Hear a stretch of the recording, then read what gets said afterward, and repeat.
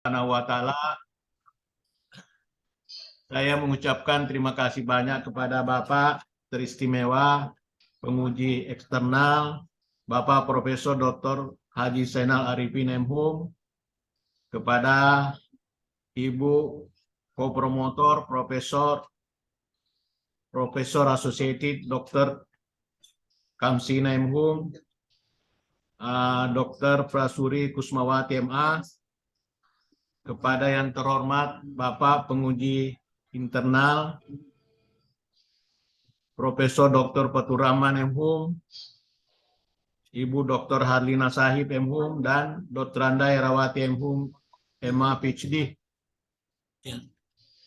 Ya, ini sedikit Pak Saron bahwa ujian tutup ini kita lebih banyak konsentrasi pada apa yang ditanggapi atau yang ditanyakan oleh teman-teman pada ujian hasil dulu. Ya, jadi tidak perlu memulai lagi seperti ujian hasil dulu. Ya, jadi kita membahas apa yang ditanyakan para penguji ya secara sistematis, secara berurutan. Ya, nanti kalau masih ada yang perlu ditambahkan, itu akan ditanyakan ulang, atau ada pertanyaan lain yang bersifat berkaitan dengan pembahasan Pak Suron. Ya baiklah, saya persilakan Pak Suron dulu membahas dan alokasi waktu tidak lebih dari 20 menit. Disilakan Pak Suron. Baik, terima kasih. Assalamualaikum warahmatullahi wabarakatuh. Terima kasih kami ucapkan kepada Prof. Nur Jihad sebagai promotor saya, kemudian kopromotor 1 Ibu Prasuri Kuswarini, terima kasih atas selama ini bantuannya, dan yang ketiga adalah Ibu Kamsina yang juga menjadi kopromotor saya, dan para penguji lainnya, Ibu Herawati Abbas, Ibu Harlina Sahib, Ibu Prof. Faturrahman, terima kasih juga selama ini atas bantuannya, dan penguji eksternal Profesor Zainal Arifin. Baiklah, kami akan mencoba untuk mempresentasikan apa yang sudah kami persiapkan sampai saat ini. Jadi topik dari disertasi ini adalah mengenai strategi penerjemahan teks bahasa Indonesia yang bernuansa budaya. Dan ini studi pada teks penerjemahan bahasa Inggris novel Bumi Manusia dan Ronggeng Dukuh Paruk.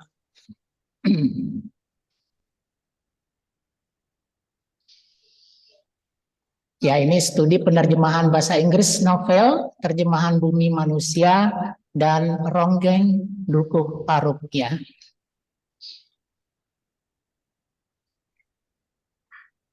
Ronggeng. Ya, ini yang menjadi latar belakang masalah di sini adalah banyak penutur atau pembaca yang berasal dari bahasa yang berbeda.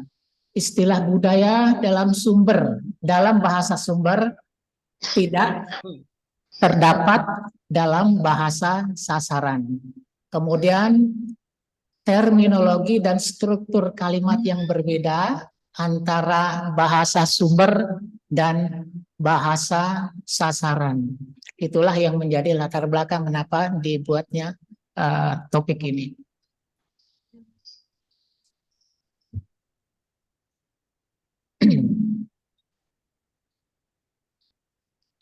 Jadi masalah yang bisa dirumuskan dalam disertasi ini adalah strategi penerjemahan apa yang paling sering penerjemah gunakan dalam menerjemahkan teks bernuansa budaya Indonesia ke dalam bahasa Inggris.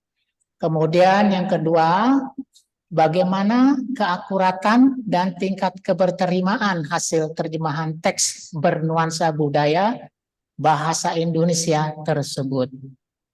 Yang selanjutnya yaitu yang ketiga, strategi apa yang digunakan untuk menghasilkan terjemahan yang terbaik.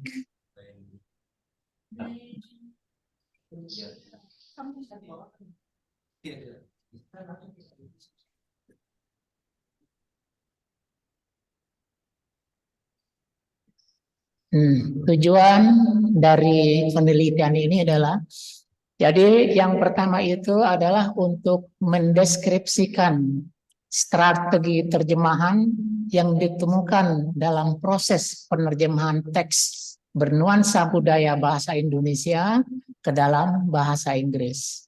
Dua, menjelaskan keakuratan dan tingkat keberterimaan hasil terjemahan teks bernuansa budaya bahasa Indonesia ke dalam bahasa Inggris.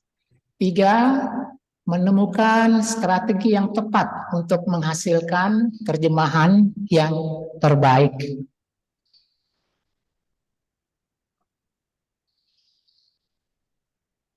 Kalau kita lihat penelitian terdahulu itu, bisa kita lihat di sini Isa yang menuliskan dengan topik strategi, ideologi, metode, dan teknik penerjemahan ungkapan sapaan berbahasa Inggris Amerika ke dalam bahasa Indonesia. Suatu disertasi dari Universitas Indonesia di Depok. Kemudian yang ketiga mengenai dampak teknik, metode, dan ideologi penerjemahan pada kualitas terjemahan teks medical, surgical, nursing dalam bahasa Indonesia yang ditulis oleh Roswita Silalahi. Kemudian dilanjutkan dengan Zainuddin Hasibuan tahun 2018 dengan topik Translation Techniques of Cultural Elements in Anak Na Dangol Ni Undung, a Mandailing Folklore. Yang keempat adalah Niluh Gede Lis Wahyuningsih tahun 2002. Topiknya adalah Indonesian English Translation of Idiomatic Noun Phrases, its Techniques Review. Yang kelima adalah dari Prof. Nur Jihad Saleh tahun 2007, The Linguistic Competence of Indonesian Translators in Translating English Text into Indonesian Language. Nah, kalau lihat perbedaannya dengan penelitian ini, nomor satu, Ari Andarsah Isa itu melakukan penelitian tentang metode penerjemahan yang digunakan dalam menerjemahkan ungkapan sapaan Inggris Amerika ke dalam bahasa Indonesia. Yang kedua, Roswita Silalahi, yang dibahas adalah dampak teknik, metode, dan ideologi penerjemahan yang digunakan dalam menerjemahkan medical, surgical, nursing ke dalam bahasa Indonesia. Ketiga, Zainuddin Hasibuan mengkaji teknik penerjemahan yang dipublikasikan dalam buku Cerita Rakyat Mandailing Sumatera Utara, yaitu Anak Na Dangol Ni Andung ke dalam bahasa Inggris dan dampaknya pada hasil terjemahan. Keempat, Niluh Gede Liswah Yuningsih, penelitian yang dilakukan mengenai padanan makna tersirat frasa nomina idiomatik dalam novel Bumi Manusia ke dalam bahasa Inggris. Yang kelima adalah Profesor Nur Jihad Saleh tahun 2007 yang mengkaji tentang kualitas penerjemah Indonesia dalam menerjemahkan teks berbahasa Inggris ke dalam bahasa Indonesia.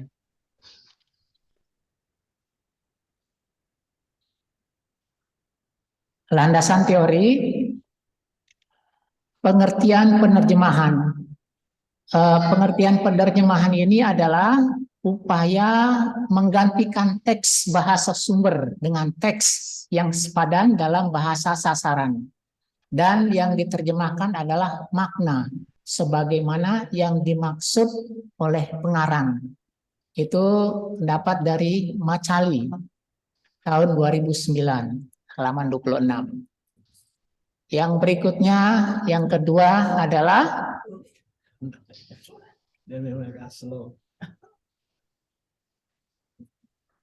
pengalihan teks dari bahasa. Yang kedua adalah pengalihan teks. Terjemahan itu adalah pengalihan teks dari bahasa sumber ke dalam teks padanannya dalam bahasa sasaran. Itu pendapat dari Catford tahun 65. Yang ketiga, menurut Larsen, terjemahan adalah pengalihan makna dari bahasa sumber ke bahasa sasaran. Yang berikutnya disampaikan oleh Newmark tahun 1988. Terjemahan adalah pengungkapan makna sebuah teks ke dalam bahasa sasaran. Sama persis seperti apa yang ingin disampaikan oleh penulisnya.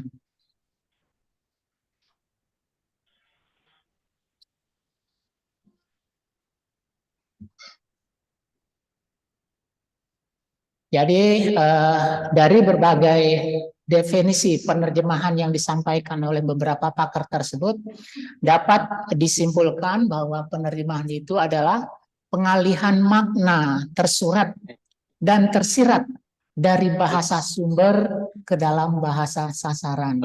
Sehingga pembaca bahasa sasaran dapat memahami pesannya dengan utuh, sesuai dengan apa yang dimaksud oleh penulis dalam bahasa sumber.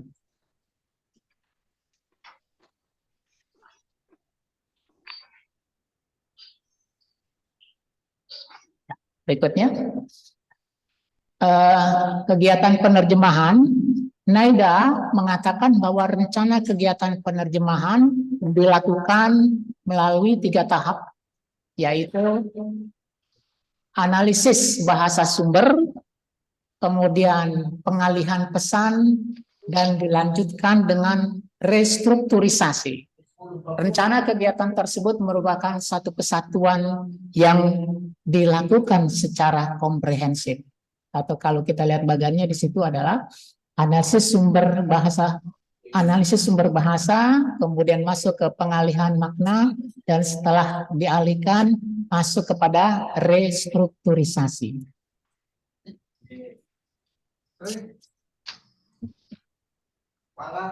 Penerjemahan teks budaya.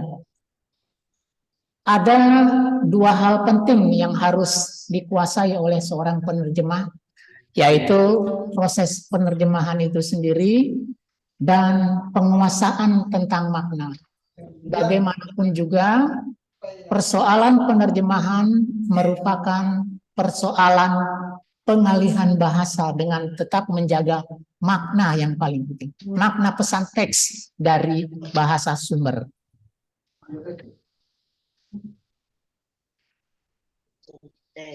Bahasa sumber dan sasaran. Penguasaan bahasa sumber dan bahasa sasaran merupakan syarat wajib yang harus dimiliki oleh seorang penerjemah. Akan tetapi dalam perjalanannya, seorang penerjemah pasti menghadapi tantangan atau hambatan yang harus diatasi. Hambatan itu bisa berupa ketidakpahaman teks budaya dalam bahasa sasaran, kurangnya pengetahuan stilistika, ketiadaan kata, istilah atau konsep yang dikenal dalam bahasa sasaran, dan penguasaan struktur kalimat dan gaya bahasa yang kurang maksimal. Nah, di sini kalau dilihat bagian ini kerangka pikir seperti itu ya. Bahasa sumber, bahasa sasaran, itu yang perlu diperhatikan adalah prosedur penerjemahannya, kualitas penerjemahannya, teknik penerjemahan, kemudian menghasilkan jenis terjemahannya. Nah, di situ baru kita tahu strategi penerjemahan yang digunakan. Oke, berikutnya. Kerangka konsep penelitian ini dimaksudkan untuk memperjelas arah sebuah penelitian. Demikian halnya dengan penelitian ini, berfokus pada topik penerjemahan kultural yang objek kajiannya adalah data sastra terjemahan. Data sastra terjemahan tersebut setelah diverifikasi dan dianalisis, kemudian dikategorisasi ke dalam 3 kelompok, yaitu kelompok penerjemahan estetik puitik, penerjemahan bebas, dan penerjemahan semantik. Kemudian akan menghasilkan analisis atau uraian rubrik berupa penerjemahan teks kultural bahasa Indonesia ke dalam bahasa Inggris.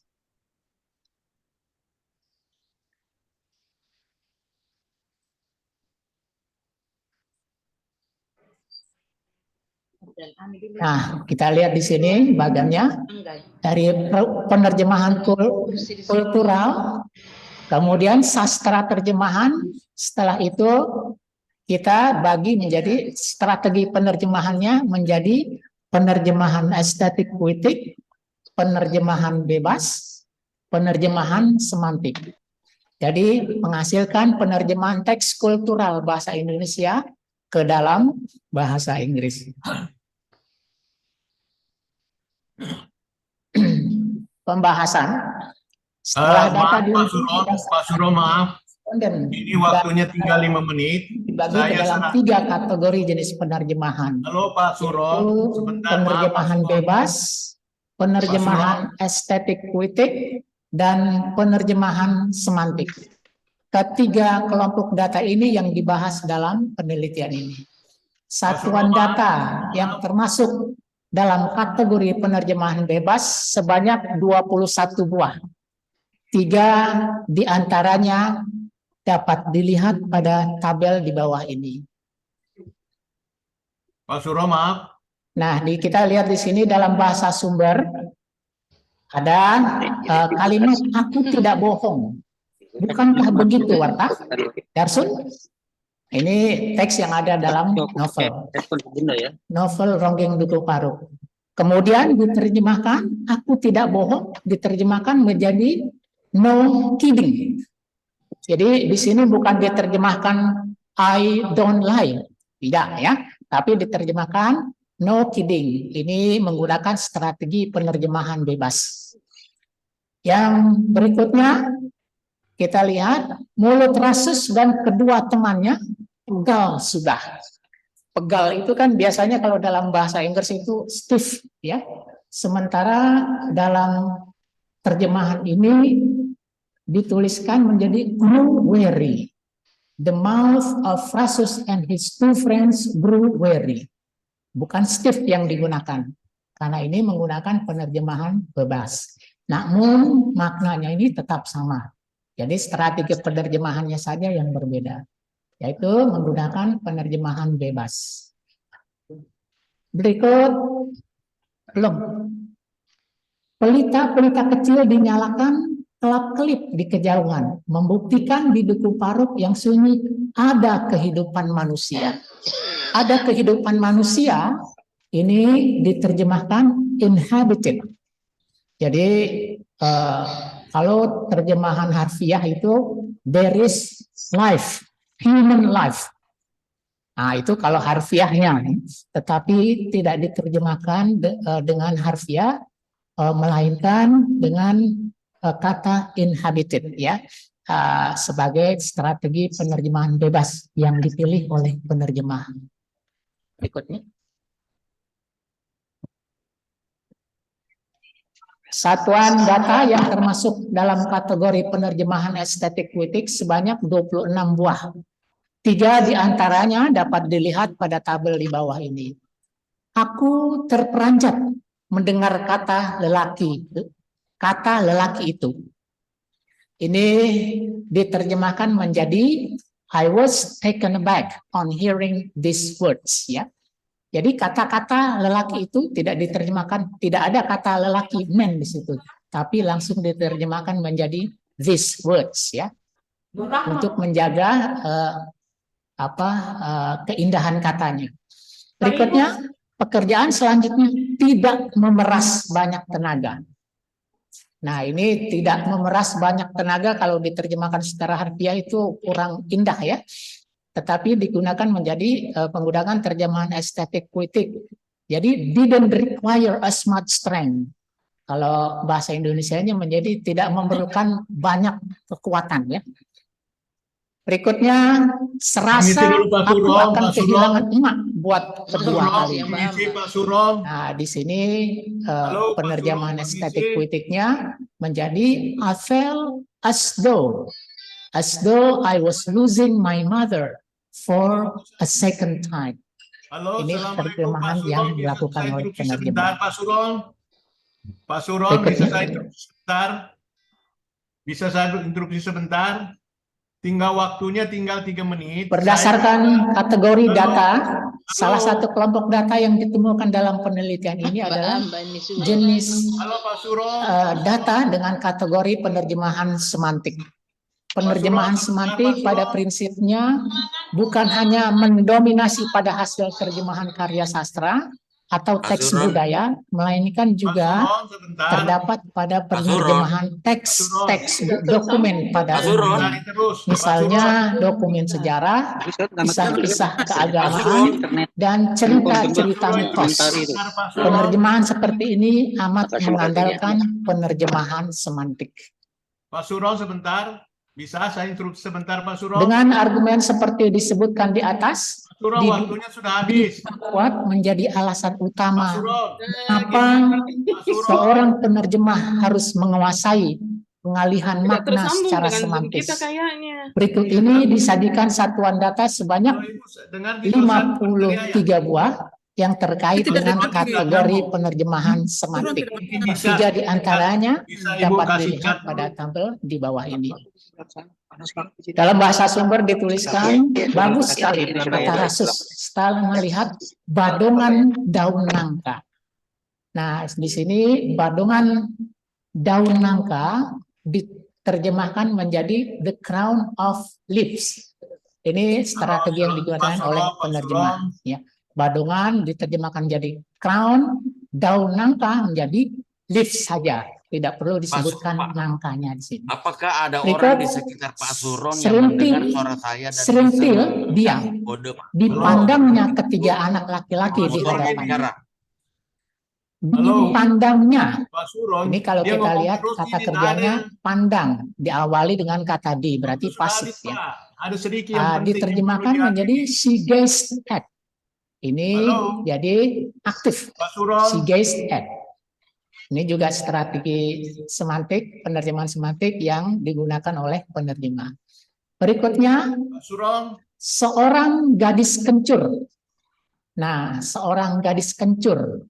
Ini kalau kita lihat ini anak yang kalau dalam bahasa sehari-hari di Jakarta ini seorang gadis kencur itu anak baru gede. How to stop him? Oleh penerjemah diterjemahkan menjadi a naive little girl. Jadi anak yang masih kecil gitu. Halo, ya, Pak Surong, juga ini strategi penerjemahan semantik yang digunakan oleh penerjemah. Pak Surong, maaf. Halo Pak Surong, bisa dengar sebentar Pak Surong? Pak Surong, maaf waktunya sudah habis, tapi saya kasih waktu 3 menit untuk menjelaskan. Pak Surong ya, bisa ya? Waktu sudah habis, jangan Pak Surong jangan bicara dulu. Waktu sudah habis, saya butuh waktu 3 menit untuk mengungkapkan kembali pertanyaan examiner yang dulu. Karena disitulah mereka akan bertanya. Bisa, apakah Pak Surong mempunyai dokumen mengenai siapa yang bertanya dan apa yang ditanyakan oleh examiner yang lalu? Karena yang diungkapkan ini itu sudah dipahami dan ini tidak ada habisnya. Kalau waktu 20 menit itu tidak cukup. Kita kembali ke pertanyaan. Jadi pertanyaan yang dia akan diungkapkan adalah mereka akan menanyakan sejauh mana Pak Surong meresponi pertanyaan mereka. Itu saja Pak Suron. Bisa Pak Suron lakukan sekarang?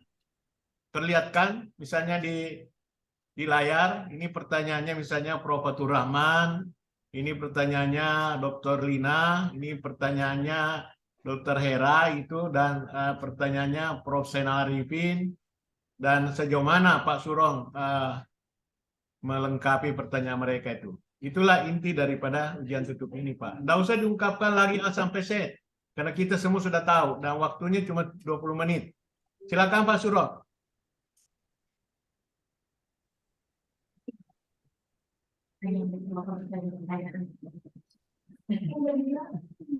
Punya PowerPoint tentang itu.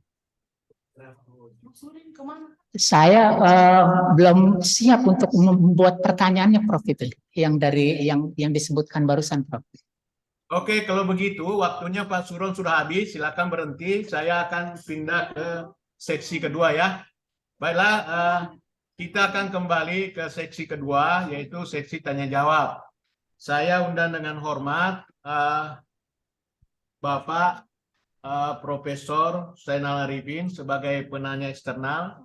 Mungkin ada sesuatu yang mau dilengkapi atau ditanyakan atau masukan kepada Pak Suron. Silakan Pak. Jadi Pak Suron, tolong diperhatikan saja, Pak. Disilakan Profesor Zainal Arifin.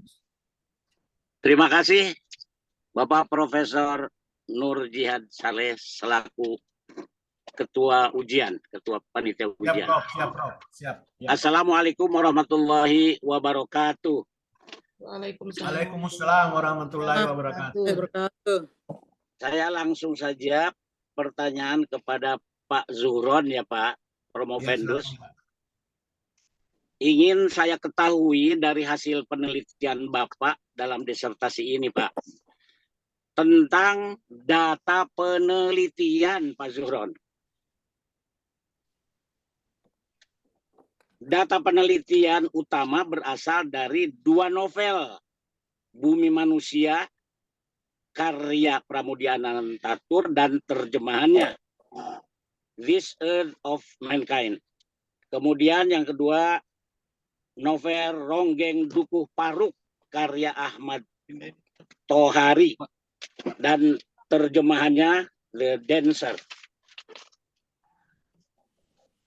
Selanjutnya, pada bab 3 halaman 60, selain dari 2 novel tadi, ternyata terdapat 30 responden yang diminta menerjemahkan naskah yang mengandung unsur budaya. Jadi pertanyaan saya, katanya di depan hanya 2 novel, tapi ternyata ada juga hasil 30 responden. Jadi sebenarnya ada berapa jumlah data, mungkin puluh atau ratus paragraf atau kalimat yang mengandung unsur budaya dari 3 sumber tadi. Lalu pertanyaan kedua, mohon maaf Prof. Nur Jihad, saya mau bertanya langsung karena sinyal di Jakarta ini tadi timbul tenggelam. Ya, silakan. Baik. Pak Zuhron, pertanyaan kedua, pada halaman 10 Pak Zuhron menyatakan ada 5 kategori budaya yang dapat memengaruhi hasil penerjemahan. Antara lain, 1 ekologi, 2 materi artefak, 3 sosial, 4 organisasi politik, 5 bahasa isyarat dan kebiasaan.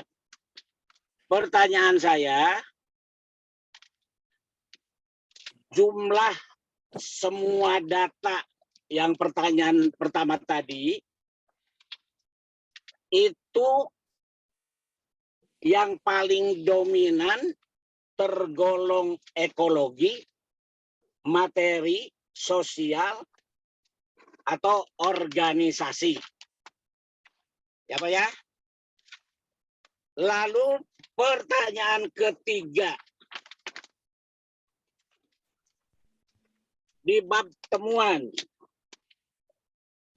Pak Zuhron mengatakan ada beberapa temuan, yaitu penerjemahan bebas, ada 21 data, ada penerjemahan estetik, puitik 26 data, dan ada penerjemahan semantik 53 data. Pertanyaan saya, kan banyak Bapak, sampai Bapak memerinci sampai ada 10. Ya, sampai 10.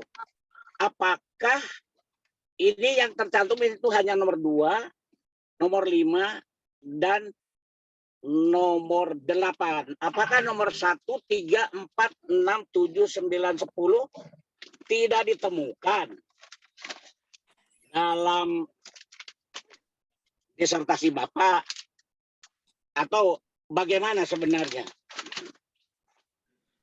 Satu lagi, yaitu tentang contoh nomornya. penerjemahan estetik puitik. Pekerjaan selanjutnya tidak memeras banyak tenaga. Lalu diterjemahkan, cutting up the meat didn't require as much strength. Saya yang awam, mana masalah estetik puitiknya di mana ini? Itu saja. Terima kasih, Prof. Assalamualaikum warahmatullahi wabarakatuh. Silakan Pak Zuhron. Terima kasih Bapak Profesor Zainal Arifin dari Jakarta, ya, selaku external examiner, mengungkapkan 3 pertanyaan. Bagaimana Pak Suro, mau di counter langsung atau mau ditampung? Tapi ada hal mungkin yang mendesak untuk dijawab, ya. Silakan Pak Suro. Baik, Prof. Apa langsung aja dijawab ya? Terima kasih Prof.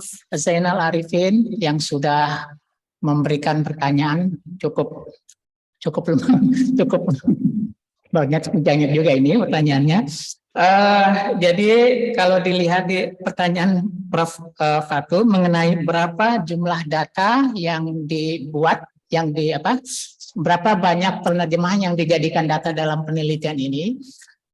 Itu ada 100 data yang diteliti, Prof, ya. Jadi 3 besar diantaranya adalah dikelompokkan, dikategorisasikan menjadi 3 kelompok, yaitu penerjemahan bebas, penerjemahan estetik puitik, dan penerjemahan semantik. Dan dari ketiga penerjemahan itu yang paling banyak adalah menggunakan strategi penerjemahan semantik. Seharusnya memang data penelitian ini karena berasal dari sastra, data sastra, terjemahan sastra, seharusnya ya yang logisnya itu adalah penerjemahan estetik puitik. Tapi ternyata data yang ada di sini adalah penerjemahan semantik yang paling banyak digunakan oleh penerjemah. Ya, karena memang ini penerjemahan semantik ini banyak digunakan dalam penerjemahan, bukan apa saja ya, hampir semua bidang gitu. Bidang apa saja itu banyak menggunakan penerjemahan semantik. Kemudian mengenai responden itu kami juga berikan data yang ada dari sumber novel tersebut, kedua novel tersebut. Kemudian diminta untuk menerjemahkan apa hasilnya. Setelah itu kita bandingkan dengan apa yang ada dalam terjemahan yang dilakukan di novel Ronggeng Duku Paruk dan Bumi Manusia tersebut. Kemudian pertanyaan yang terakhir yaitu contoh kalimat yang ada tidak memeras banyak tenaga, kemudian diterjemahkan menjadi didn't much as strength ya. Kalau nggak salah itu saya terjemahannya, contohnya saya lupa itu. Di mana letak estetik puitiknya, gitu. Ya, karena kalau tidak memeras banyak tenaga, itu kurang ya, kurang nilai sastranya. Nah, di sini diterjemahkan menjadi didn't take as much as strength, kalau nggak salah itu ya, terjemahannya begitu. Di mana letak estetik puitiknya? Yaitu dirubahnya kata yang kedengarannya agak kasar menjadi lebih indah kedengarannya. As much as strength, ya, itu menurut saya. Mungkin itu yang bisa kami jawab, Prof. Jihad. Terima kasih. Baik. Terima kasih, Profesor. Terima kasih. Ya. Baiklah, kita akan pindah ke penanya berikutnya, yaitu penanya utama internal. Kami mengundang dengan hormat Bapak Profesor Dr. Fathur Rahman, M.Hum. Time is your, Prof. Oke, terima kasih Profesor. Assalamualaikum warahmatullahi wabarakatuh. Alhamdulillah, salam sehat kita semua. Salam kepada promotor, co-promotor, para penguji, terkhusus Profesor Zainal yang telah bergabung di Fakultas Ilmu Budaya. Saudara Zuhron, saya sudah membaca disertasi Anda. Dan kalau boleh saya menyatakan rasa rasa apresiasi saya terhadap apa yang saudara lakukan dari seminar tutup ke seminar yang ada sekarang. Banyak perubahan dan saya melihat bahwa perubahan yang saudara lakukan adalah perubahan atas usul, saran, pertanyaan, sanggahan pada yang lalu. Mungkin di antara kita tidak ada yang memperhatikan, misalnya judul, jelas sekali bahwa judul yang ada di tangan kita sekarang sudah berbeda dengan judul yang ada di tangan kita pada pertemuan lalu. Dan saya pun juga masih ingat bahwa judul ini, kalau saya tidak salah, yang mengusulkan itu adalah Dr. Herawati. Dan dengan judul inilah yang berubah sehingga banyak hal yang ada di dalam yang sebelumnya terasa dari mana juntrungannya ini kemudian menjadi jelas. Tentu saya tidak bisa cek satu persatu, tapi kemudian saya mencari di mana terjawab pertanyaan saya, di mana terjawab usul saya, di mana terjawab apa yang saya kemukakan pada yang lalu, ternyata sudah dilakukan. Meskipun belum maksimal ya, tetapi secara prinsip bahwa kandidat ini sudah melakukan satu upaya yang bagus dengan mencoba menghubung-hubungkan antara pertanyaan satu, sanggahan satu dari para penguji. Dengan demikian, ketika awal saudara ujian pertanyaan-pertanyaan penelitian ini terasa janggal, maka sekarang ini kelihatan mulai pas, mulai masuk dan sebagainya. Pertanyaan selanjutnya saya adalah, saudara Siron bisa dengar, apa yang bisa saudara rekomendasikan untuk peneliti atau penerjemah dengan hasil karya Anda? Itu saja dulu jawab. Sebentar saya lanjut pertanyaan kedua.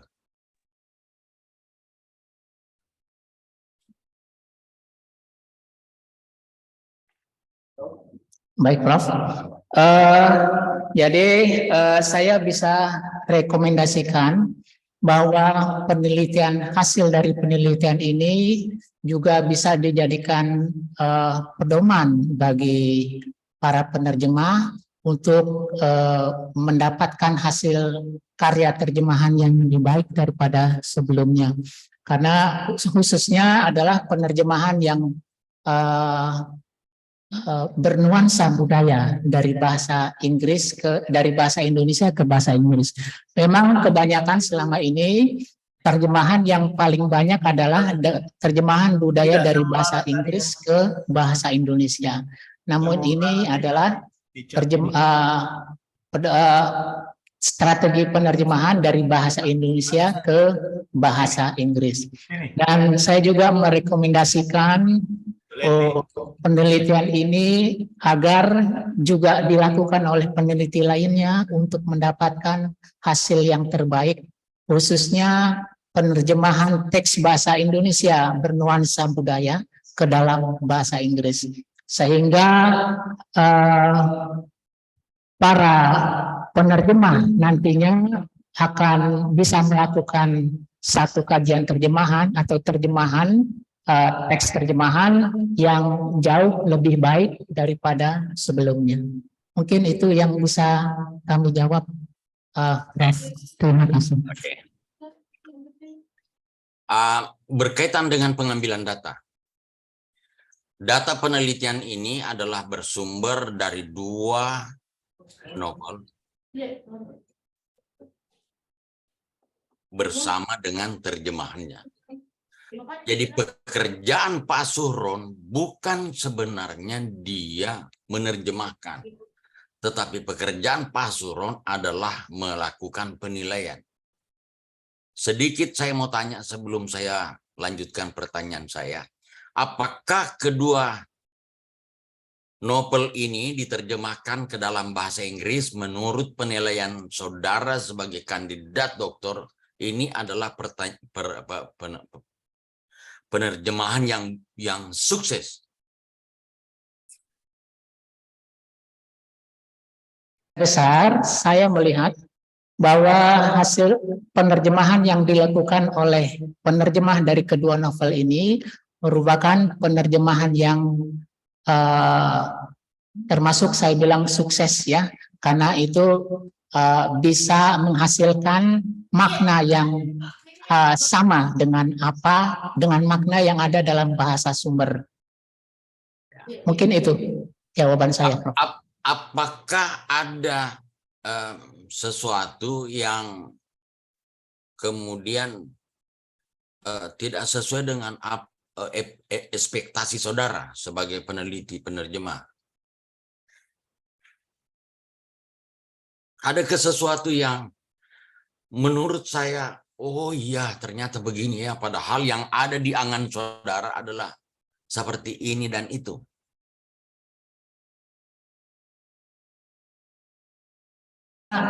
Bagi orang yang tidak mempunyai pengalaman dalam menerjemah, itu biasanya menggunakan strategi penerjemahan yang sangat-sangat sederhana, yaitu strategi penerjemahan harfiah, word for word translation, literal translation. Nah, itu yang sering dilakukan oleh penerjemah yang belum berpengalaman.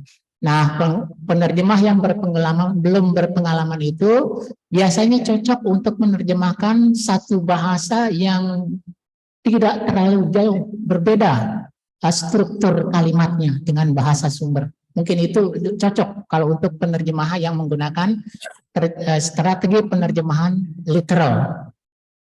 Nah, kalau saya lihat ini penerjemah dari kedua novel ini karena cukup pengalaman, juga berlatar belakang bangsa Inggris, English speaking countries ya. Saya rasa ini merupakan penerjemahan yang cukup berhasil. Begitu, Prof. Ya. Jadi begini Pak Suhron. Siapapun yang membaca terjemahan ini dengan hasil penelitian yang saudara lakukan, dengan melihat teori yang saudara terapkan, semua orang berharap bahwa yang terjadi pada terjemahan ini adalah terjemahan puitik, estetik puitik. Mengapa estetik puitik? Karena dua-duanya ini adalah karya sastra. Oleh karena kedua-duanya karya sastra, maka yang paling logik adalah estetik puitik. Tetapi kenapa kemudian kenyataannya bukan di situ? Dia masuk pada terjemahan semantik. Itulah yang saya tanyakan tadi. Apakah menurut penilaian saudara sebagai kandidat doktor yang sudah meneliti bertahun-tahun, penelitian ini, maksud saya penerjemahan ini masuk kategori sukses? Lalu yang saya mau tahu, ya yang apa ya, penerjemahan yang sukses itu yang seperti apa? Apakah penerjemahan sukses seperti yang saudara kemukakan pada halaman 10, sedikit saya nyambung dari pertanyaan Profesor penguji eksternal, bahwa mengandung unsur sosial, ada artefak, ada dan sebagainya. Itukah yang saudara kemukakan? Sukses. Silakan. Menurut saya, penerjemahan yang sukses itu adalah penerjemahan yang bisa dipahami oleh pembaca dari bahasa sasaran dengan makna yang sama seperti yang disampaikan oleh penulis dalam bahasa sumber. Jadi tidak ada perbedaan makna yang jauh dari bahasa sumber akan tentang pemahaman pembaca dari bahasa sasaran tersebut.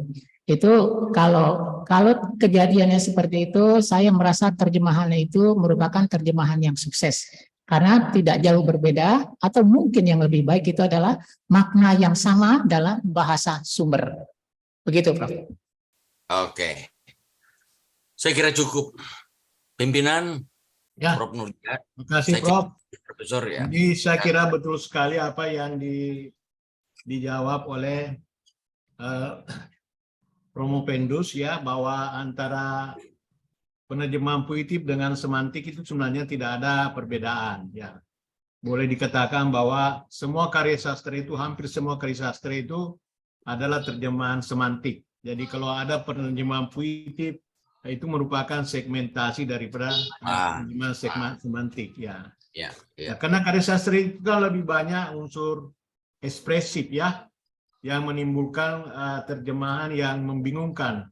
Makanya cepat harus dilimit oleh semantik ya. Apa sebenarnya makna yang sebenarnya? Ya, kita kembali ke semantik, dan saya kira sudah betul Pak Suron itu tadi mengatakan itu tidak berbeda. Oke. Saya kira tepat sekali, dan kita akan kembali melanjutkan seksi penanya berikutnya, yaitu saya mengundang dengan hormat Bapak, Ibu Dr. Harlina Sahib M.Hum untuk melanjutkan pertanyaannya atau masukannya. Time is yours. Terima kasih, Prof. Atas kesempatan ini. Ya, juga saya mengucapkan selamat kepada Pak Suhro sudah sampai pada ujian tutup. Dan ya, adapun komentar saya adalah bahwa ya, meskipun kita semua ini tahu berbahasa Indonesia, Pak Suhro ya, Pak Suhron, dalam artian bahwa kita memahami makna kata-kata yang ada dalam tulisan Pak Suhron ini, namun karena tulisan ini berupa karya tulis ilmiah, jadi barangkali Bapak ya barangkalinya saya itu bukan tidak obligatory ya, tapi saya senang memakai istilah barangkali. Tetapi sebenarnya di situ saya strong menyarankan untuk diperbaiki ya, bahasanya lebih bagus karena ini bahasa dalam tulisan atau karya ilmiah. Bagaimana Pak Suron? Didengar Pak Suron? Ya. Oh ini ya. Pak Suron, didengar Pak Suron? Ini di Dengar, mute Ibu. kayaknya Pak Dengar, Suron. Ibu Herlina. Ya. Jelas sekali. Iya. Oh, thank you. Nah, ini Pak Suron yang saya mulai dari page 1 ya, halaman pertama. Ya. Jadi ini ada kalimat yang mengganggu saya dan banyak hal-hal yang seperti itu, kalimat-kalimat yang terputus-putus seperti itu. Dan karena Pak Suron ini menulis dalam bahasa Indonesia, tentu kita lebih mudah melihat, meskipun saya bukan orang bahasa Indonesia, dosen bahasa, pengajar bahasa Indonesia, tetapi saya melihat beberapa kejanggalan di dalam menyambungkan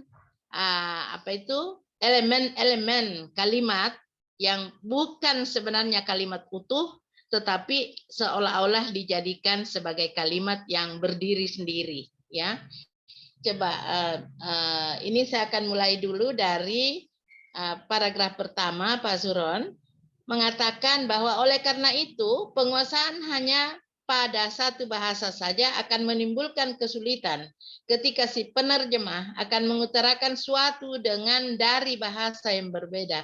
Maksudnya bagaimana ini? Sesuatu dengan dari. Bisakah begitu, Pak? Ya, nah, ya, sesuatu dengan dari. Ya, kemudian di kalimat berikutnya juga, maaf saya akan kemukakan dulu ini ya. Tidak usah di ini bahwa ini tidak usah dipermasalahkan itu, tetapi itu hal-hal kecil, tetapi cukup mengganggu pada kepada orang-orang yang mau membaca dan menjadikan sumber bacaan gitu. Jadi dia mengatakan penerjemahan terhadap karya dari satu bahasa ke bahasa lain amatlah diperlukan karena tidak setiap orang menguasai bahasa orang ya. Jadi setiap orang menguasai bahasa orang itu ya. Itu kan bagaimana menurut Pak Suron? Itu sudah ada orang yang berbicara. Standar itu saya kira tidak bisa di ini Pak, diterima. Pak Abidin, wrong room. Ya. Menguasai bahasa orang itu. Jadi setiap orang menguasai bahasa orang. Mulai dia bicara kalau begitu. Ini. Nah, kemudian Dia harus terlebih jika teks yang diterjemahkan syarat dengan muatan budaya karena itu dimulai dengan kata jika dan ada lagi karena. Berarti dua penghubung ini dalam satu kalimat yang tidak jelas apakah ini ya, tidak diketahui kalimat apa ini ya. Nah, hal-hal seperti ini memang sepele Pak, tetapi kita ini orang bahasa harus memperhatikan juga ya. Jangan sampai lepas karena itu logikanya di situ ya akan tidak nyambung begitu ya, seolah-olah ditulis begitu saja tanpa memperhatikan kaidah-kaidah penulisan gitu. Nah, juga di halaman 2 ya, di halaman 2 itu di awal kalimat, tidak apa-apa saya sebutkan. Oleh karena itu di dalam melakukan pekerjaan penerjemahan, aspek budaya harus mendapat perhatian yang serius. Siapa yang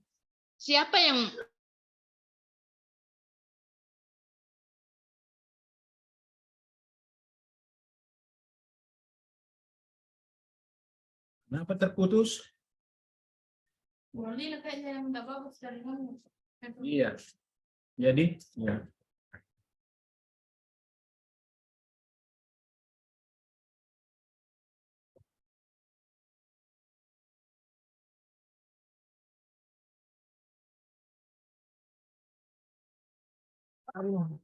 Terputus kita lempar gini jaringannya Ibu Harlina. Ibu Lina jaringannya. Iya.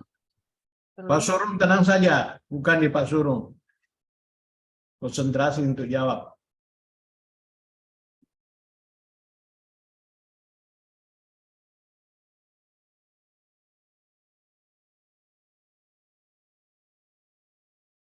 Sepertinya Pak Suron tidak mendengar barangkali, Prof. Kenapa? Tidak bereaksi. Ya, tapi saya sendiri enggak ada WA-nya. Kirimkan, Pak. Iya, iya, kirimkan. Iya. Iya.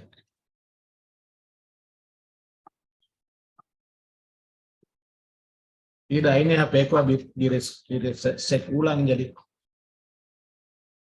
Prof, kayaknya Pak Suron tidak mendengar apa yang diminta beliau tadi, karena ini dia tidak menjawab. Tapi sekarang suaranya kecil, Ah, kurang jelas. sekarang. Malah tidak ada suaranya sebetulnya.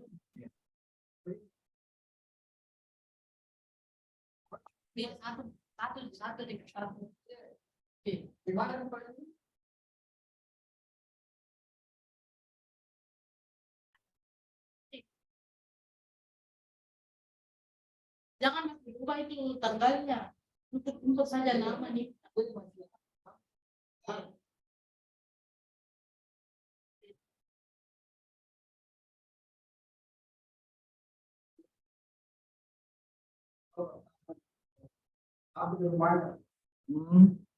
Tapi itu tadi Ibu Prasuri ada dikirim ke saya, Pak. Iya, 2022 Kak, belum ada 2023. Ya, ini Bu Lina mati lampu di rumahnya. Tapi pertanyaannya belum selesai, jadi kita sabar saya sebentar ya. Oh, tidak. Sampai nomor. Ini memang di Makassar ini Pak Suron, terjadi mati lampu bergilir. Kami tadi malam di rumah itu jam 11 baru menyala lampu. Ya. Saya jam 5:30 pagi, Bro. Baru Ya menyala. itu. Jadi ya saya syukur sekali nih Pak Suron pagi di UNAS ini masih bisa menyala lampu. Jadi tapi ya risikonya memang ada. Misalnya Ibu Lina ini sudah jadi korban ya, itu tidak bisa nyambung. Tapi mudah-mudahan bisa selesai ini lampu masih stabil. Karena saya dengar nanti jam 12 akan mati lagi di kampus. Bisa misalnya lanjut barangkali, Prof, supaya tidak Ya. tabrakan Kak ini dengan. Oh iya, jadi sebentar.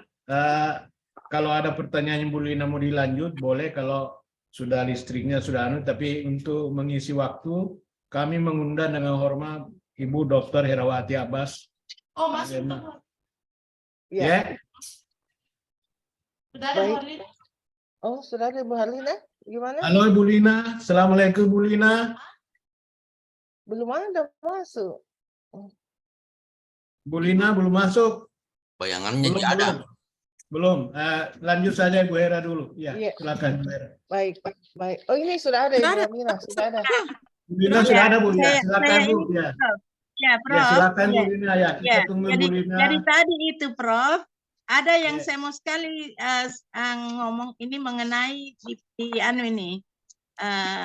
Karena saya hanya melihat ini dia punya kalimat-kalimat ini. Jadi begini, di page 2 itu dia dikatakan bahwa di dalam melakukan pekerjaan penerjemahan aspek budaya harus mendapat perhatian yang serius agar dapat menyikapi dan mengatasi dengan benar tepat. Nah, di mana atasan? Ya, hal untuk menyikapi dan mengatasi sesuatu, Pak. Itu. Jadi harus jelas di situ siapa itu, bukan aspek budaya saya kira yang melakukan atau menyikapi dan mengatasi sesuatu secara tepat dan benar. Jadi meskipun kita mampu memahami, bisa memahami kalimat itu, maknanya satu demi satu, tetapi harus jelas subjeknya di mana, predikatnya di mana, supaya pembaca itu tidak simpang siur memahami. Itu. Jadi dilihat itu, Pak. Oleh karena itu di dalam melakukan pekerjaan penerjemahan aspek budaya harus mendapat perhatian. Siapa yang menjadikan aspek budaya itu dijadikan sebagai suatu perhatian dan disikapi dan diatasi dengan baik dan tepat dan dengan benar dan tepat. Itu kan tidak jelas di situ. Hal kecil tetapi perlu dilihat dengan baik supaya logikanya bagus. Nah, kemudian di page 4 tiba-tiba ada kata berikut ini adalah sejumlah contoh. Di atas itu masih bicara mengenai penerjemahan secara umum. Di bawah langsung berikut ini adalah contoh, sejumlah contoh. Nah, barangkali pakailah signal penyambung, transition signal. Ya, signal-signal yang menghubungkan atau istilahnya apalagi itu. Logical devices, menghubungkan paragraf sebelumnya dengan paragraf yang sesudahnya. Gitu. Nah, saya pindah sekarang ke di halaman mana itu research question-nya. Research question. Ada beberapa sebenarnya, tapi saya tinggalkan aja. Ini di research question-nya Pak Suhran. Bapak mengatakan berangkat dari latar belakang yang dijelaskan, sebelumnya, ada beberapa masalah yang dapat dirumuskan. Satu, dia mengatakan bagaimana strategi dan teknik penerjemahan. Nah, kenapa mesti dua, Pak? Sudah ada strategi, ada lagi teknik penerjemahan. Jadi kalau strategi saja, tidak usah teknik lagi. Nah, jadi strategi penerjemahan apa? Nah, bagaimana strategi dan teknik penerjemahan apa? Barangkali apa jadi teknik penerjemahan apa? Tidak usah bagaimana barangkali, karena bagaimana itu kan membutuhkan proses jawabannya. Kalau ini saya kira tipe teknik penerjemahan saja yang dipertanyakan, yang ditanyakan. Jadi teknik penerjemahan apa yang paling sering penerjemahan gunakan dalam menerjemahkan istilah budaya Indonesia ke dalam bahasa Inggris. Tidak usah pakai kata bagaimana strategi dan teknik, karena meski itu sama, tapi pasti ada saja kata bagaimana. Karena pakai bagaimana berarti harus dirunut prosesnya. Nah, kemudian yang kedua, bagaimana keakuratan dan tingkat keberterimaan. Nah, ini juga dua.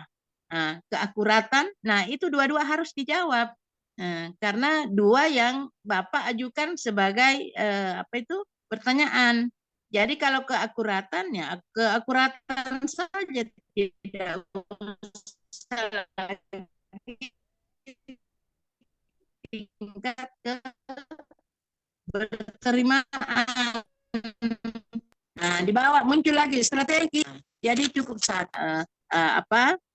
tekniknya saja, jenis teknis saja yang diminta, mungkin pakai pertanyaan apa saja, tidak usah memaksakan kata bagaimana untuk ditaruh di situ supaya ditaruh sebagai pertanyaan rumusan masalah, sementara jawabannya sebenarnya apa, pertanyaannya hanya apa. Nah, kemudian dilihat dari objektifnya atau tujuannya, itu memang di sini Bapak mau mendeskripsikan. Jadi sudah jelas bahwa pertanyaan itu apakah. Mendeskripsikan jenis penerjemahan yang ditemukan atau yang digunakan. Di pertanyaan itu mengatakan digunakan. Di sini dia pakai kata ditemukan. Nah, jadi harus konsisten rumusan pertanyaan di sebelumnya dengan objektifnya. Kemudian yang kedua, memetakan hambatan proses penerjemahan. Nah, di depan itu bagaimana keakuratan. Nah, ini lalu yang kedua di objektifnya itu hambatan yang ini.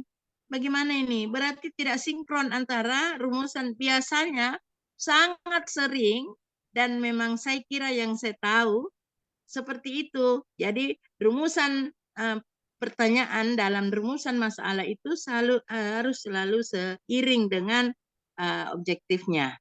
Jadi memetakan hambatan itu berarti tidak sesuai dengan di depan.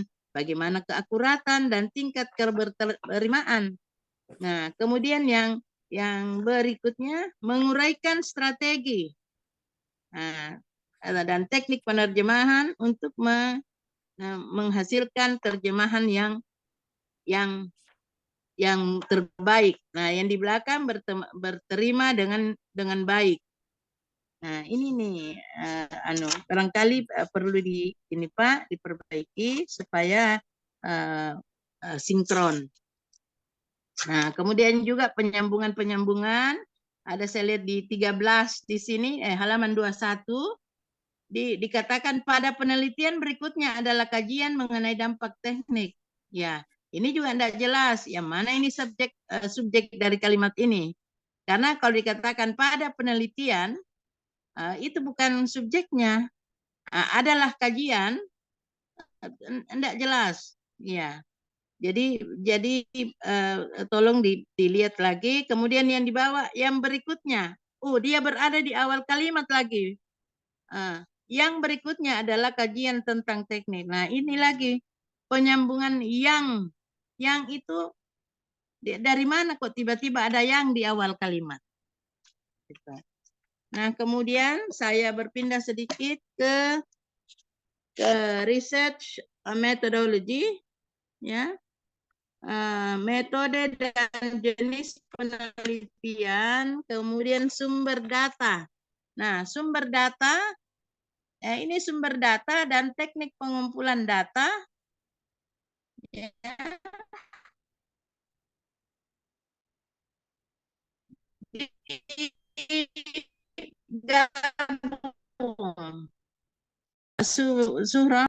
Sumber data, master data itu sendiri. Teknik pengumpulan data. Jadi dipisahkan sumber dan teknik pengumpulan data. Kemudian teknik pengumpulan data, saya bertanya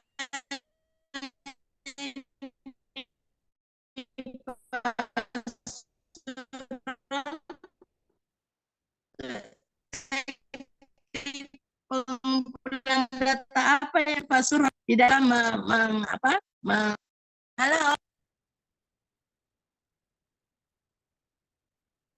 Halo? Suron dengar? Ya, Teknik Bu, pengumpulan Arlina. data yang dipakai dalam mengumpulkan data, Pak?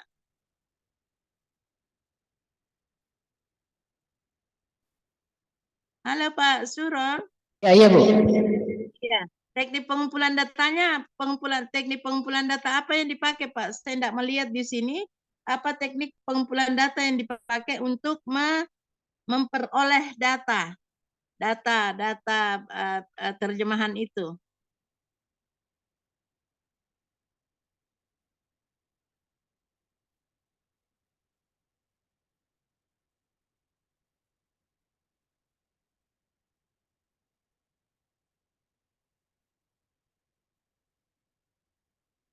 Ini kayaknya bercampur aduk ini. Teknik pengumpulan data dibicarakan juga metode penerjemahan, bahasa target, apa semua yang sebenarnya tidak di situ tempatnya. Iya.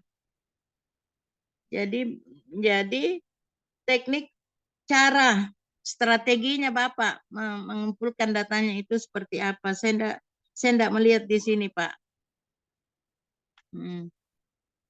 Nah, sementara kan Bapak itu menyebutkan kualitatif ya.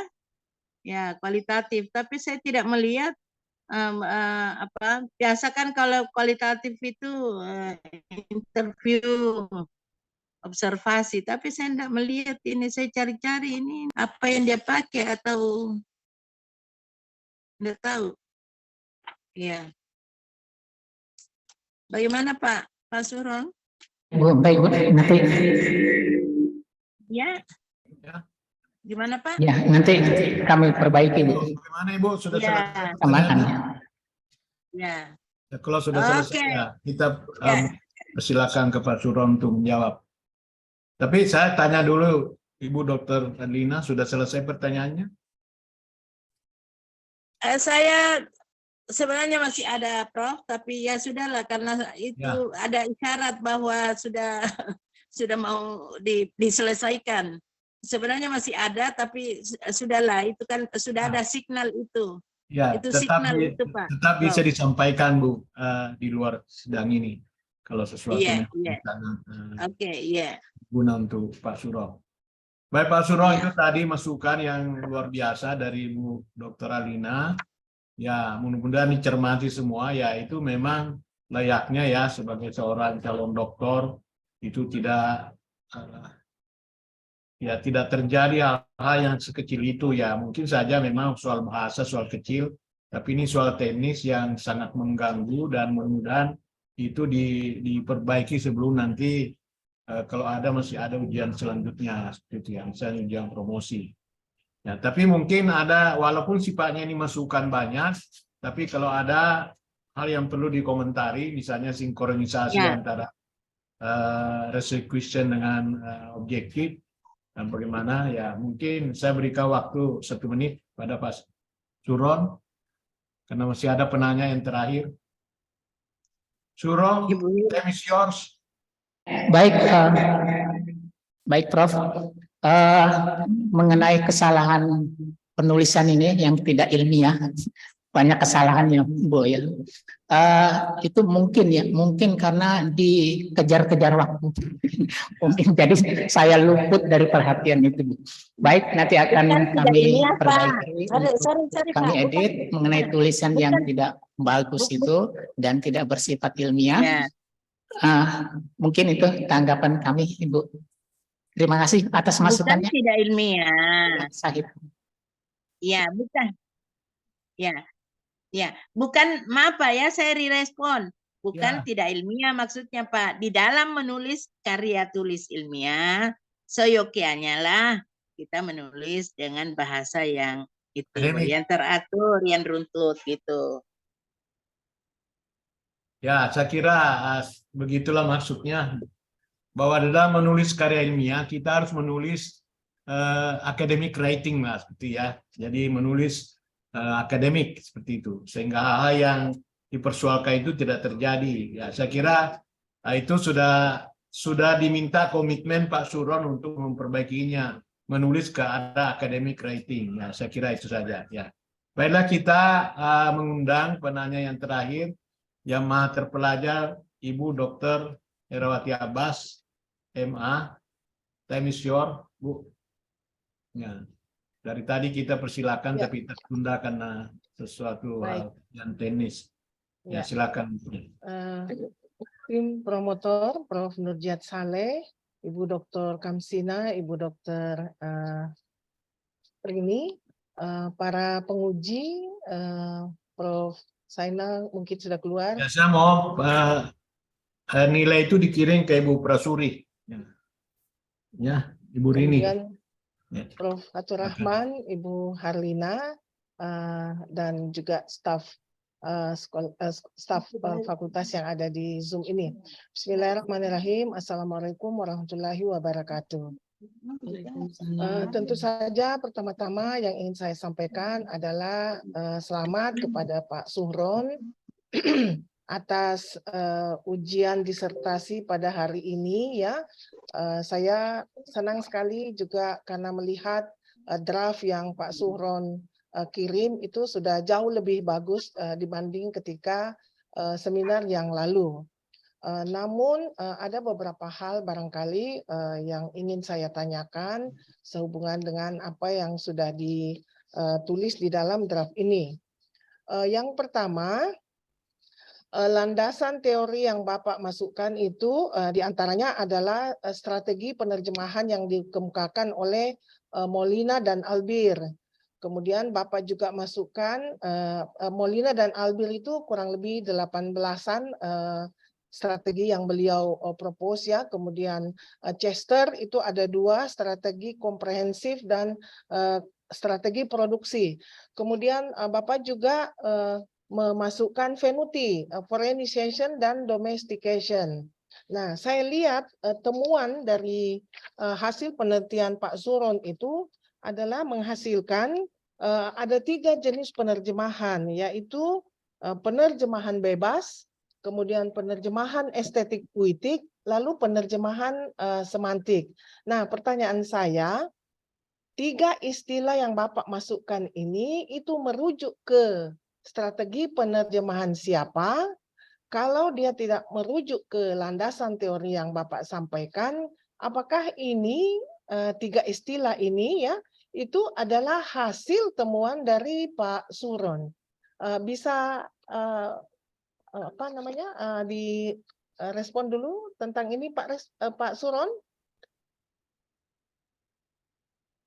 Kami melihat bahwa data sastra yang ada dalam 2 novel ini bisa dibagi menjadi ke dalam 3 kategori penerjemahan, yaitu penerjemahan bebas, penerjemahan estetik puitik, dan penerjemahan semantik. Jadi teori yang kami gunakan dalam mengkategorikan penerjemahan ini dilihat dari teori beberapa ahli, itu tidak satu saja, Bu. Jadi kami kombinasikan mana yang cocok ini. Nah, ini kita kelompokkan menjadi penerjemahan estetik puitik, yang ini semantik, dan seterusnya. Dari beberapa ahli, Bu Herawati. Ya, jadi yang 3 itu dipinjam istilahnya dari Suaranya tidak terdengar, Bu. Suaranya. Halo? Halo? Halo? Apa Terdengar. Kami di sini bisa dengar. Apa suara saya bisa didengar? Saya bisa Bu Heranda tuh di Pak Zuron. Pak Suron bisa mendengar suara saya?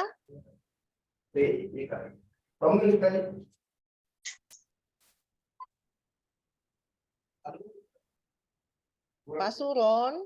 Hilang suaranya, hilang mereka. Pak Suron? Iya, Bu. Ada gambar Ya. tidak suara? Ya, jadi pertanyaan saya tadi itu Pak Suron, yang 3 itu Bapak merujuk ke istilah ahli atau itu temuan Bapak yang Bapak beri nama dengan istilah yang 3 itu? Itu sebenarnya pertanyaan saya, Pak. Kan nama untuk istilah itu. Kalau suaranya menggema ini. Itu penerjemahan itu memang sudah ada, Bu.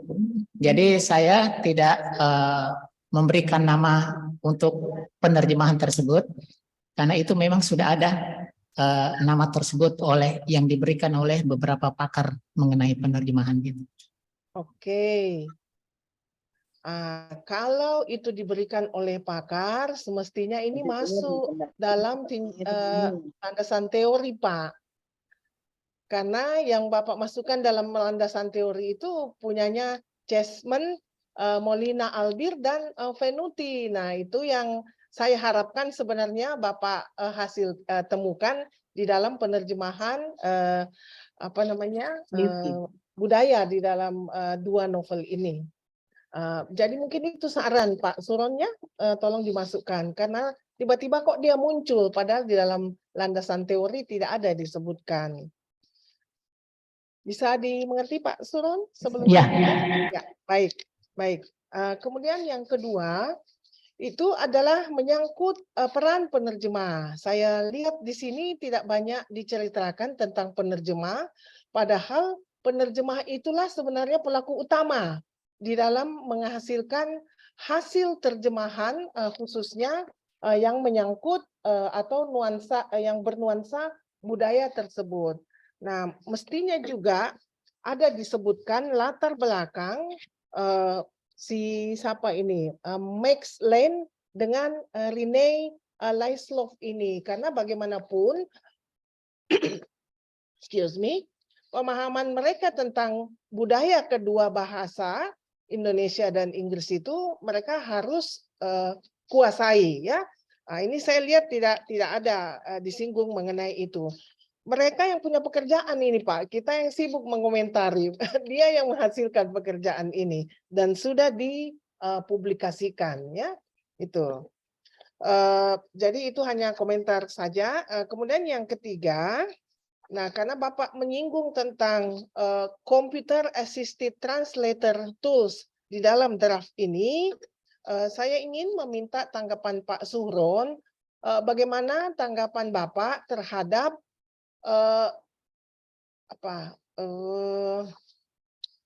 artificial intelligence yang sudah rata-rata dipakai oleh penerjemah profesional ini di dalam menerjemahkan baik secara linguistik maupun secara cultural. Nah, ada Trados, ada SmartCat. Nah, kira-kira menurut pendapat Pak Suhron bagaimana dengan hadirnya perangkat artificial intelligence ini ya yang bekerja dengan cerdas, hanya hitungan 3 detik dia bisa selesai menerjemahkan, membantu para penerjemah, tetapi bagaimana hubungannya dengan ketika dia bekerja untuk menerjemahkan hal-hal yang berhubungan dengan nuansa budaya. Kira-kira bagaimana pendapat Pak Suhron? Herawati, pertanyaan ini sangat saya sukai karena memang keberadaan mesin penerjemahan ini dewasa ini memang sangat banyak sekali, dan saya rasa itu sangat membantu. Tetapi mesin penerjemah ini tidak bisa kita andalkan 100%. Kalau kita mengandalkan mesin translation 100%, pasti terjemahannya akan menjadi ngaco dan tidak kontekstual dengan apa yang dimaksudkan. Jadi kalau dilihat dari fungsinya, mesin penerjemahan itu memang sangat membantu sekali. Tetapi walaupun sangat membantu, ada hal-hal tertentu yang tidak bisa diterjemahkan oleh mesin penerjemah. Misalnya dalam hal budaya, mesin penerjemah tidak bisa melakukan itu. Karena budaya itu berbeda dari satu negara dengan negara yang lain. Maksudnya berbeda, istilahnya berbeda. Dan juga mengenai perasaan. Perasaan juga tidak bisa diterjemahkan oleh mesin translation, mesin penerjemah itu. Kadang-kadang orang mengatakan kegembiraan dengan kata tertentu. Kata A. Sementara orang lain mengungkapkan rasa kegembiraan itu dengan kata B, pasti berbeda. Nah, sekarang kalau kita masukkan kata itu di mesin penerjemah untuk diterjemahkan, pasti bingung itu penerjemah. Mesin penerjemah, bukan penerjemah. Mesin penerjemahnya bingung itu. Waduh, ini kok susah amat kalau bisa ngomong seperti itu, Bu, mungkin mesin penerjemahnya. Ini kata apa ini? Kalau mesin penerjemah itu bisa berbicara. Tapi walaupun bagaimana, mesin penerjemah ini sangat membantu penerjemah. Tinggal diperhatikan saja kata mana yang kurang cocok. Dan itu perlu diedit oleh penerjemah. Mungkin itu tanggapan saya, Bu Era. Ya, baik, terima kasih Pak Suhron. Ya, jadi memang yang paling penting dari semua ini itu adalah secanggih apapun CAT tools tersebut ya dengan artificial intelligence ini tetap editing itu adalah manusia yang mengerjakannya. Google Translate itu kalau kita ketik dia sedang memasak, yang muncul itu adalah she, bukan he. She is cooking. Tapi kalau kita ketik dia sedang makan, yang muncul adalah he. Jadi dia tahu bahwa stereotipe perempuan memasak itu adalah yang ada di dapur adalah perempuan, sehingga yang muncul adalah she. Tidak pernah dia tampilkan he. Itu. Jadi itu yang dilakukan oleh seorang penerjemah adalah mengeditnya. Baik, Prof, sebenarnya saya masih punya pertanyaan, tetapi karena sebentar lagi juga giliran saya ini di sebelah, mohon maaf ini karena jadwal di sebelah ini sudah berulang-ulang kali diubah, akhirnya pas terakhir ketemu dengan jadwalnya Pak Suhron. Sekali lagi saya ucapkan selamat Pak Suhron ya,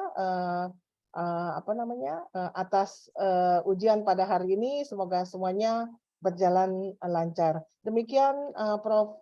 Nur Jihad yang bisa saya sampaikan. Terima kasih. Assalamualaikum warahmatullahi wabarakatuh. Waalaikumsalam. Terima kasih banyak Ibu Hera. Walaupun pertanyaannya sejumlah itu, tapi cukup mewakili lah ya pertanyaan-pertanyaan yang lainnya untuk memberi masukan kepada Pak Suhron. Suhron, saya kira kami dari promotor dan kopromotor melihat waktu yang sangat sempit, sudah masuk waktu zuhur, jadi kita nanti akan memberi masukan di luar sidang ini.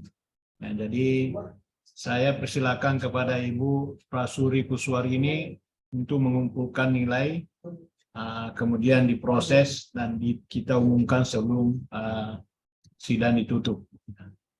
Kita skor dulu selama 1 menit. Tidak. Untuk mengumpulkan nilai. Nilai siapa lagi yang belum masuk, Bu?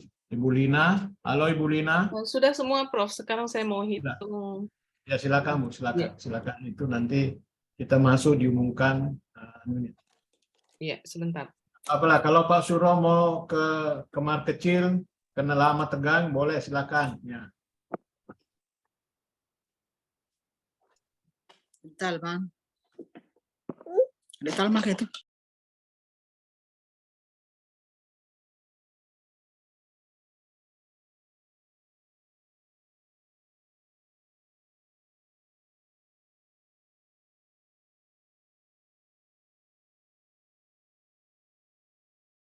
Jadi Prof. Zainal Arifin tadi tiba-tiba mati juga dia punya HP, tapi masih sempat kirim nilainya ke saya, jadi saya teruskan ke Ibu Prasuri. Prof. Fatur Rahman ya sudah lebih awal sudah dikirim. Jadi, alhamdulillah semuanya sudah terkumpul di Ibu Prasuri dan sekarang sementara diproses. Baiklah, kita akan buka kembali sidang dengan ucapan Bismillahirrahmanirrahim. Sidang ujian pra proposal Saudara Suhron kita buka kembali. Bagaimana Ibu Prasuri, sudah terkumpul? Ya, sudah proses. Saya persilakan kepada Ibu Prasuri selaku salah seorang kopromotor untuk mengumumkan nilainya, Bu. Ya. Terima kasih Prof. Jihad sebagai Ketua Sidang. Assalamualaikum warahmatullahi wabarakatuh. Yang terhormat para dosen penguji, Prof. Zainal Arifin, Prof. Fatur Rahman, Ibu Herawati Abbas, dan Ibu Harlina, serta Ibu Kamsina sebagai rekan kopromotor. Setelah menghitung nilai yang terkumpul dan merata-ratakannya, didapat nilai 87,59. 87,59 itu artinya sudah masuk ke iya. Saya kira demikian, Prof. Ya. Terima kasih. Ya, terima kasih banyak Ibu Prasuri selaku seorang kopromotor, yang telah mengumumkan tadi hasil ujian tutup atau pra promosi Saudara Suhron ya, dari 7 examiners ya telah mengumpulkan nilai rata-rata 87,5. Itu berarti Pak Suhron lolos dengan setara dengan A atau sangat memuaskan. Ya. Jadi alhamdulillah kita mengucapkan selamat kepada Pak Suhron karena sudah berhasil mencapai doktor dengan perjuangan yang begitu keras, yang begitu lama, yang begitu butuh kesabaran. Dan alhamdulillah hari ini kita sudah lihat hasilnya ya, Pak Suhron ya. Jadi, apakah ada sesuatu yang harus ditandatangani Pak Suhron yang dari KPS? Tidak ada perjanjian atau apa ya? Ya, Tidak ada suaranya Pak Suron. Kecil suaranya? Ya, tidak ada sesuatu yang harus ditandatangani. Tidak ada, Prof. Tidak ada ya. Jadi walaupun demikian Pak Suron tetap harus memperbaiki masukan dari yang disampaikan tadi oleh tim penguji ya. Jadi kalau memang ada niat untuk melakukan promosi, ya segera diproses ya, diproses dan dijadwalkan. Cuma kalau promosi itu Pak Suron boleh daring, tapi Promopendus harus datang ya. Ya seperti kemarin Pak Jepri dan sebagainya yang dari Balikpapan dan sebagainya itu Promopendusnya minimal sendiri datang. Kalau bisa dibawa institusinya, rektornya, dekannya dan sebagainya itu lebih bagus lagi. Ya, tapi kalau misalnya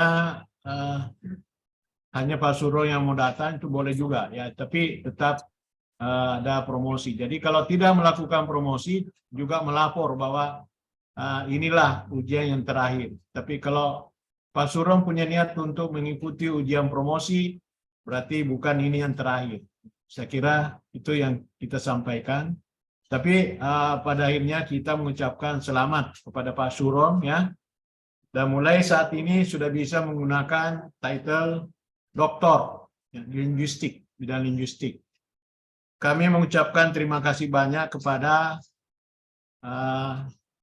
mitra saya, co-promotor, Ibu Prasuri Kuswari, Ibu Dr. Prasuri Kuswari, Ibu Dr. Kamsina M.Hum, atas kerjasama yang baik, banyak masukan yang diberikan, baik langsung berhadapan dengan Pak Suro maupun lewat online, yang membuat Pak Suro ini bisa menyelesaikan disertasinya.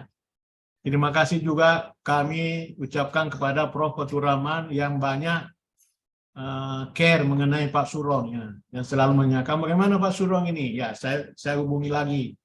Yang banyak itu sebenarnya boleh dikatakan teguran oleh Pak Fatur Rahman. Saya hubungi lagi dan nyambung lagi dan begitulah.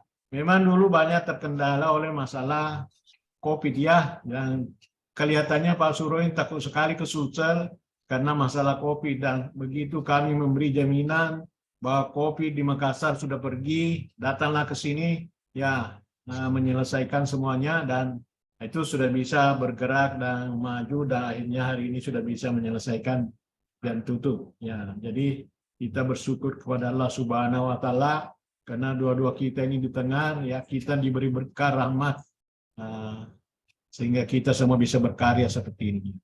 Jadi saya kira itulah saja kita bisa sampaikan. Silakan kalau ada mengucapkan selamat kepada Pak Suro, silakan, dan saya mohon pamit. Assalamualaikum warahmatullahi wabarakatuh. Waalaikumsalam warahmatullahi Selamat wabarakatuh. ya Pak Suron, selamat.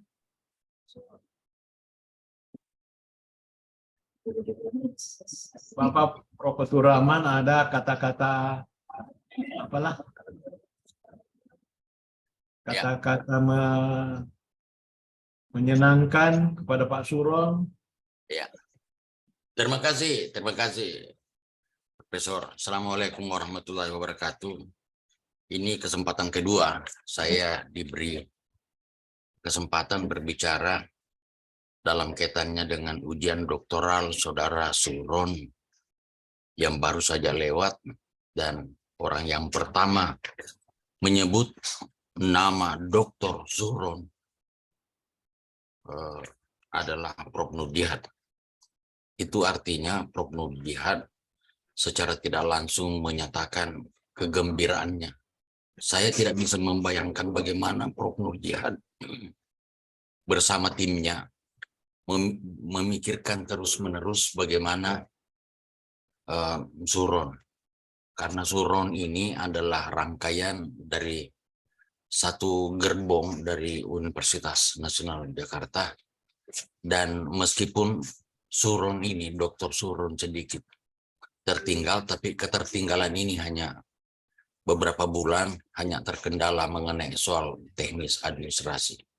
Itulah yang menjadi catatan kemudian yang Pak Suron bisa ingat bahwa pada suatu ketika Pak Suron pernah menempuh pendidikan di Universitas Hasanuddin di Fakultas Ilmu Budaya di Prodi Linguistik.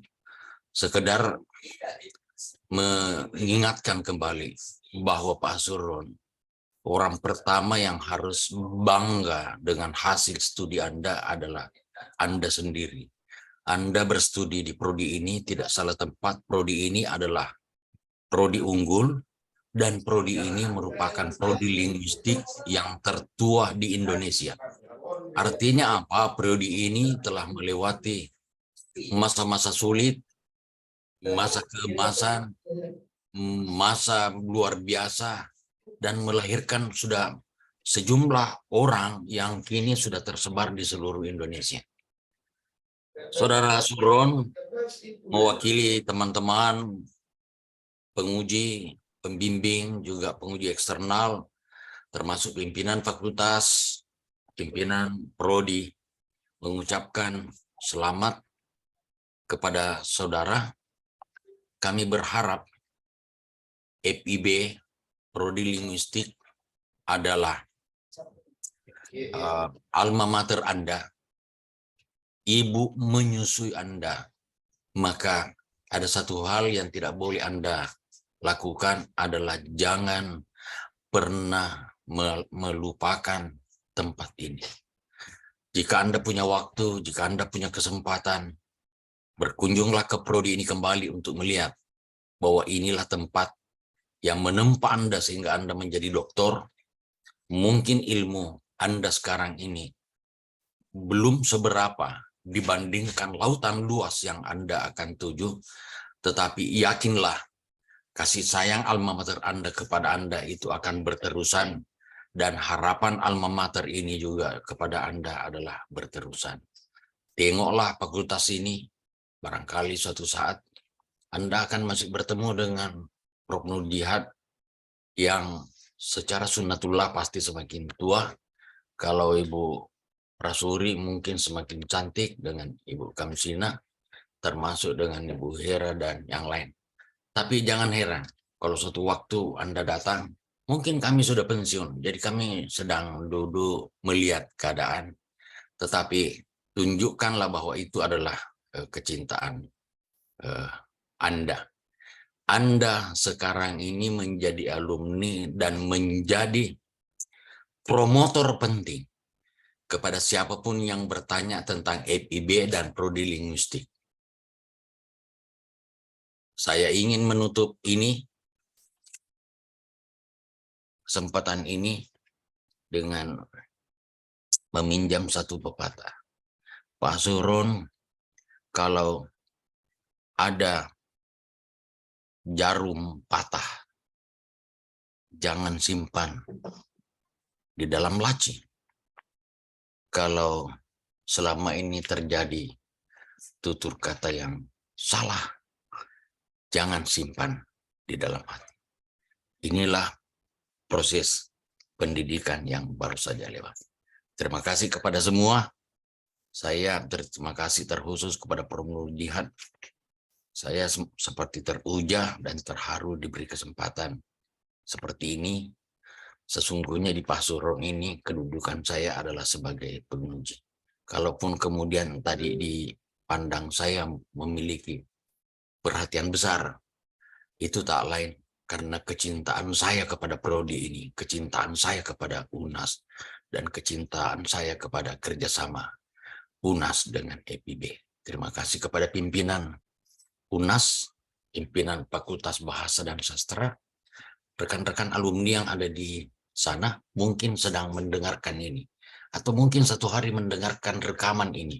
Insya Allah, mudah-mudahan tali silaturahmi, tali persahabatan di antara kita semua saling mendukung. Masih banyak hal yang belum kita lakukan, menulis bersama, meneliti bersama, bersitasi bersama, dan sebagainya. Termasuk kalau ada konferensi di UNAS, undang kami, dan kami akan mengundang Bapak dan Ibu kalau ada konferensi di FIB.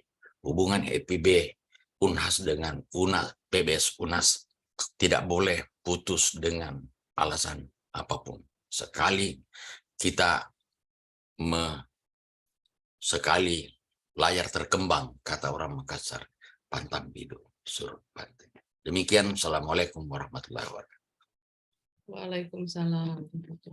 Wabarakatuh. Dr. Rahman yang sudah memberikan masukan-masukan yang sangat berharga kepada kami, kepada Prof. Nur Jihad juga kami mengucapkan banyak terima kasih. Ibu Prasuri Kuswarini, Ibu Kamsina, Ibu Herawati Abbas, Prof. Zainal, kami dari dalam hati yang paling dalam mengucapkan banyak-banyak terima kasih atas bantuan yang selama ini diberikan kepada kami. Terima kasih. Assalamualaikum warahmatullahi wabarakatuh. Waalaikumsalam warahmatullahi wabarakatuh. Selamat ya Pak Zuhron, sekali lagi. Ya, selamat Pak Zuhron, selamat Semuanya. ya. Assalamualaikum. Ya. Pak Jihad mana? Sudah pergi. Mana Pak Jihad, Prof? Sudah lift duluan. Sudah lift. Masih ada. Prof Jihad. Nah ini tidak ditutup ini atau bagaimana? Tutup masing-masing. Tutup masing-masing. Tutup masing-masing. Prof Jihad masih ada? Masih, tapi Prof Jihadnya tidak ada di situ, hanya ruangan yang kelihatan. Mungkin dikira masih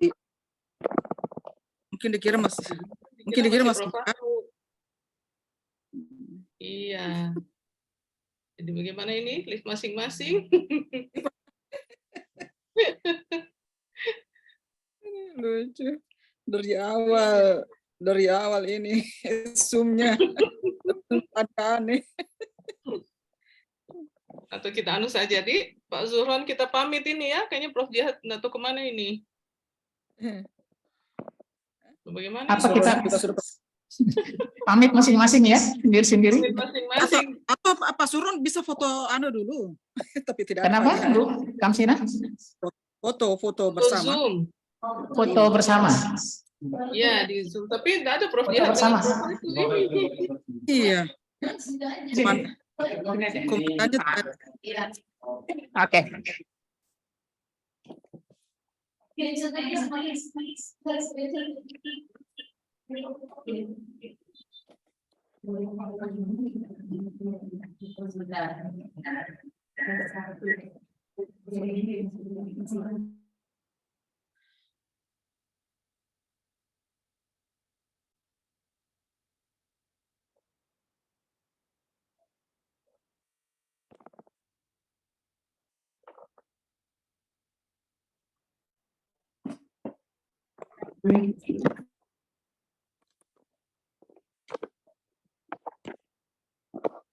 Ya, Prof Jihad dengan Prof Fatu tidak ada, jadi bagaimana ini fotonya?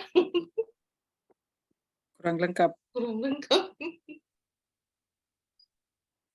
Ibu Heranya juga. Ada itu, ada Bu Hera masuk nih. Saya butuh loncat, baru-baru selesai. Kasihanin Bu Hera dari Hebat itu. Tidak, dia bolak-balik dia. Bolak-balik, diubah jadwalnya ini yang satu. Iya. Bagaimana Pak Suron? Tadi yang ada dulu nanti. Pak Suron sudah? Belum? Sudah ada fotonya atau belum?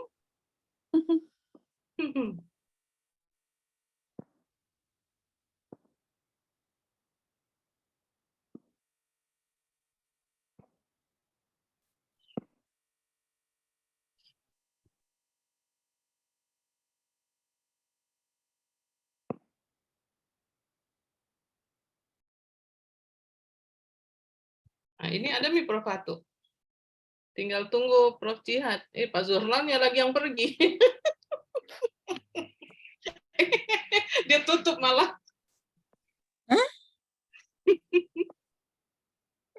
Anda masih. Pak Suron masih ada, Bu? Masih ada. Ada, tapi dia hanya dia keluar dari layar, ditutup Oh, view-nya. Prof tuh keluar lagi. Sudah Mi Padeng deh. iya deh. Sudah deh. Mm-mm. Pamit semuanya. Mari. Iya. Yuk. Iya, mari. Oh, ya. Assalamualaikum. Salam. Mohon maaf batin, ini mau masuk Ramadan, Bu. Ya, Ya, maaf mohon lahir maaf. maaf batin. lahir batin. Iya, Maaf lahir maaf lahir batin. Sabar dulu 1 menit. Saya kontak Sabar. Prof Nurjihat. Oh, begitu. Bagaimana? Oh, Sudah ditutup kan? Sabar, ditutup sabar juga katanya. tadi. 1 menit. Oke, sabar katanya 1 menit. Sudah ditutup memang tadi. Belum. Tadi Prof Fatu mengucapkan sepatah 2 patah, terus Prof Jihat pergi. Sekarang pergi Aduh. dua-duanya. Pak Zuhron juga tutup.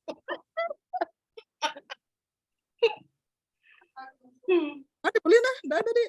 Ini juga mungkin. Tidak ada. Ini kayaknya terganggu juga tadi Zoom-nya berkali-kali. Sebentar lagi nih di kampus mati lampu. Aduh, mati. Kemarin Iya, nggak ada kemarin jalan. basah bajuku panas. Saya nggak masuk karena gelap. Yang kedua panas. Yang ketiga, aduh, mahasiswa dengan berbagai minyak wangi. Sebagai aromanya. Tapi pas acaranya Imran kemarin Bu Kamsina tuh, alhamdulillah Iya. betul. Lancar. Ya, alhamdulillah. Aduh, mana ini? Tapi waktu itu Bu Hera, Ya. di sastra Inggris justru gelap. Iya, memang. Makanya tuh Di sini kita jadi saya kirim nggak pesan. jadi mengajar, anak-anak juga sudah. Bapak dan Ibu yang saya hormati, mungkin Ibu Prasuri bisa mewakili Pak Prof Nurjihat untuk menutup 1-2 kata saja untuk menutup supaya resmi ujian ini ditutup. Oh, ini sudah ada Pak Zuhronnya. Ya. Ya, baik. Terima kasih. Assalamualaikum warahmatullahi wabarakatuh. Kita Salam warahmatullahi. Berkumpul di ruangan Zoom ini untuk menutup acara ujian tertutup disertasi Saudara Dr. Zuhron. Sekarang tadi Prof Jihat sudah menetapkan beliau sudah berhak menyandang gelar doktor. Dan dengan ucapan alhamdulillahirabbil alamin, karena semuanya sudah berjalan lancar, ya ada sedikit-sedikit gangguan, tapi itu semua tidak bermakna dibanding dengan apa yang kita capai hari ini. Terima kasih untuk kehadiran semua. Selamat pada Pak Zuhron, selamat pada prodinya yang telah bertambah jumlah doktornya, dan semoga Pak Zuhron juga akan senantiasa berhubungan kontak atau dengan Fakultas Ilmu Budaya Unhas. Saya kira demikian, dan ini menjelang bulan Ramadan, besok lusa kita insya Allah masuk ke bulan Ramadan.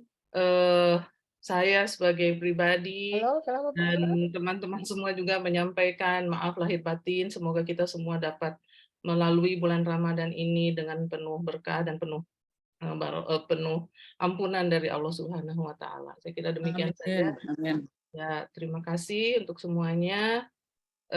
Dengan resmi kami tutup ujian, tutup Disertasi. program doktor atas nama Bapak Zuhron yang kini telah menjadi Dr. Zuhron. Terima kasih semuanya. Wassalamualaikum warahmatullahi wabarakatuh. Waalaikumsalam. Ya, nah, pamit. Ya.